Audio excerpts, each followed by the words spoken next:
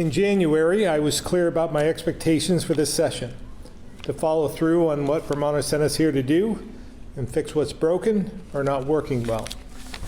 And we did make some progress. Vermont Governor Phil Scott looking back on yet another session. Like giving taxpayers much-needed property tax relief, addressing the structural issues in the transportation fund, repealing harmful pieces of the conservation bill from 2024, Act 181, and after decades of inaction, finally moving forward on a forensic facility. Education was Scott's biggest priority, but it was also the biggest compromise as the legislation without mandatory mergers is set to go into law. The administration is currently reviewing the bill. I would find my way to signing it if everything's the way we left it. Scott believes the reduction to school spending caps will help to encourage merging in part. But if districts choose to absorb the penalty, that will be up to them. Democratic Senate leadership sharing a similar sentiment. If Vermonters want to keep that vote for their school budget, that local control,